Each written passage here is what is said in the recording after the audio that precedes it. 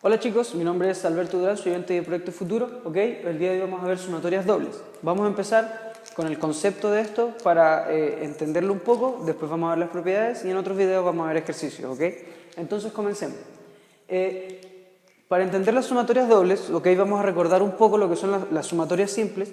Nosotros sabemos que si tenemos una sucesión de términos, por ejemplo, donde tengamos la sucesión del modo A1, A2, A3, hasta A sub n, ¿cierto?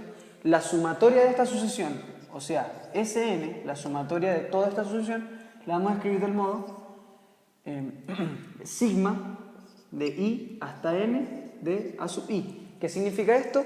Que vamos a ir sumando A1 más A2 más A3 hasta A sub n, ¿cierto? Esto es lo que significa que i va a partir en 1, ¿cierto? Y va a ir avanzando 2, 3 hasta llegar al número n que tenemos acá arriba. Eso es lo que implica, eso es lo que este es el modo que escribimos una sumatoria. Pero ¿qué pasa ahora si tenemos un arreglo de este tipo? O sea, un arreglo tipo matriz, donde no solo vamos a tener una letra, o sea, o una variable que va avanzando, sino que vamos a tener dos. En este caso, si notamos, vamos a tener filas y vamos a tener columnas, de las cuales las dos van avanzando, en este caso 1, 2, 3, en este caso hasta m, perdón, y en este caso hasta n, en el caso de la fila. Entonces, para este caso utilizamos sumatorias dobles. ¿Por qué? Porque nosotros vamos a necesitar dos números que vayan avanzando de un modo independiente al otro. ¿Qué significa esto? Que si yo quiero sumar este arreglo que está acá, ¿qué debo hacer? Empiezo por una fila, o sea, por una columna, y sumo todas las filas.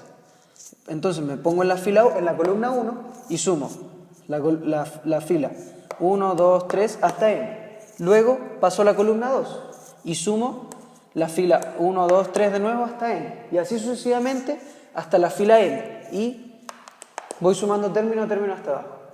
Pero también lo puedo hacer del modo contrario. O sea, me paro primero en una fila, ¿cierto? En la fila 1 y sumo las columnas 1, 2, 3 hasta n. Luego avanzo en la fila 2 y sumo de nuevo todas las columnas y así sucesivamente. ¿Ok? Podemos ver que hay dos modos de abarcar la sumatoria de este arreglo. ¿Cómo escribimos eso? De la siguiente manera.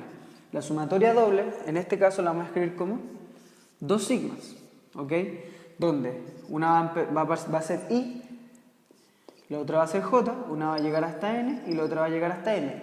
¿Y de quién? Bueno, de a, pero en este caso es importante saber que es de i sub j, ¿ok?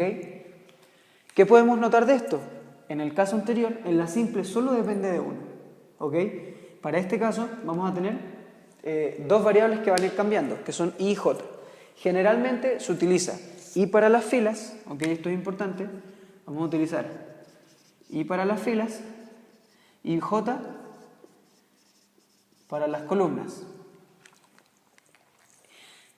Además de esto, como les nombré, como les dije, podemos abarcarlo de distintas maneras. O sea, podemos empezar por las filas, ¿cierto? Y variar las columnas, o empezar por las columnas y variar las filas. Por lo tanto, esta nomenclatura ustedes las pueden escribir como quieran. Esto puede variar como j, i hasta n y m, ¿cierto? Recordar siempre que si i está asociado a n, siempre tiene que estar asociado a n, a pesar de que nosotros los cambiemos. Y aquí también puede variar, puede ser ij, igual que acá, o ji, da lo mismo. ¿Por qué? Porque el j va a variar el j y en este caso siempre lo vamos a dejar, como ij, ya que i nos va a representar siempre la fila y j nos va a representar siempre las columnas. Lo que podemos variar son las sumatorias. Eso en este caso da lo mismo como en el orden que las pongamos, ¿ok? Entonces, siguiendo con esto, vamos a ver un poco de las propiedades para las cuales vamos a poder aplicar en ejercicio. Entonces empecemos. Las propiedades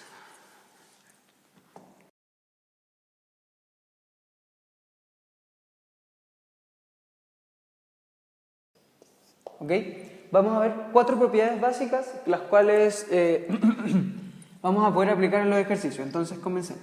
La primera propiedad va ligada en cuanto a las constantes. ¿Qué significa esto?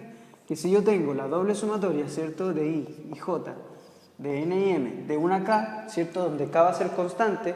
¿Qué significa constante? Que no depende ni de I ni de J. En ningún caso depende de ella. Esto va a ser igual a ¿quién? Muy similar al caso anterior de las sumatorias simples. Vamos a tener N por M, ¿cierto? Y esto por K, ¿ok? Vale decir que K pertenece a los reales. Entonces, si notamos acá, lo que hicimos fue multiplicar por K los valores máximos o los valores finales de ambas sumatorias.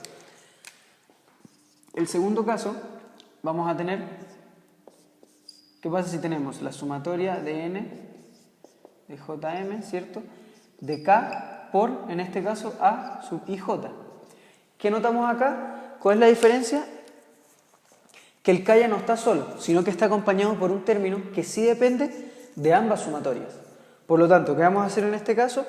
El K puede salir de la sumatoria y ponderar la sumatoria completa por fuera. Esto significa que el K, ¿cierto?, nos puede quedar afuera por toda esta sumatoria.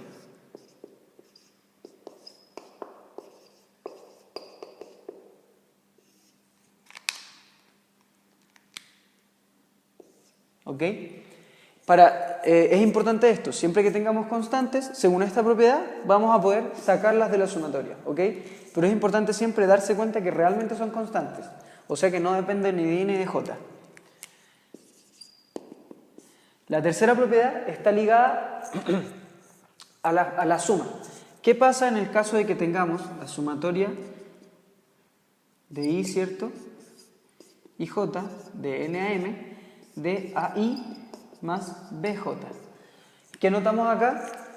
Que A depende solo de I y B depende solo de J. ¿Ok? ¿Qué significa esto? Que para J, AI es una constante.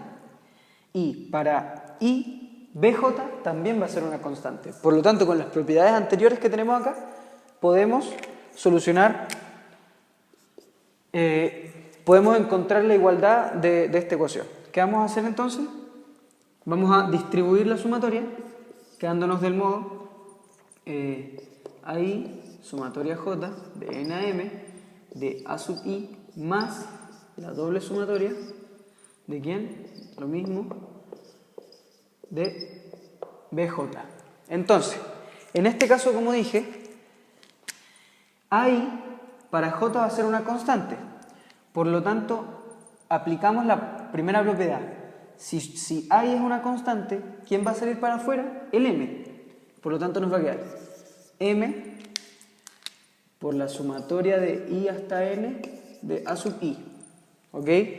Hay que notar que no, para I obviamente no es constante porque depende de él. Más, en este caso, al inverso del anterior, la que va a salir es N. Ya que para I, BJ va a ser constante. Entonces va a tener J de M BJ. Finalmente, la propiedad radica en que si tenemos algo de este estilo, inmediatamente lo podemos transformar a esto. O sea que si no depende inmediatamente, si no depende de alguna letra, inmediatamente podemos sacar el valor máximo que sea N o M. ¿Ok? Y la cuarta propiedad,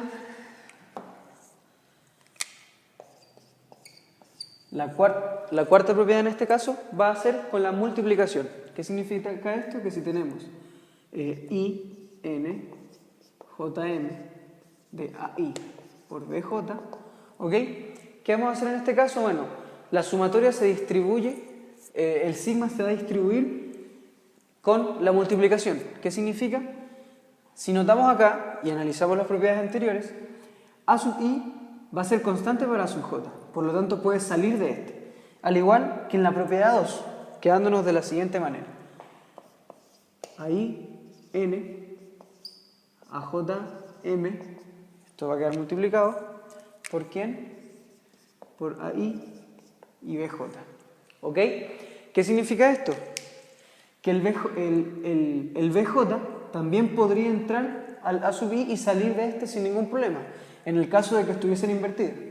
Siempre que tenemos una constante en una sumatoria, puede salir y entrar sin ningún problema de esto, que es lo que ocurre en este caso.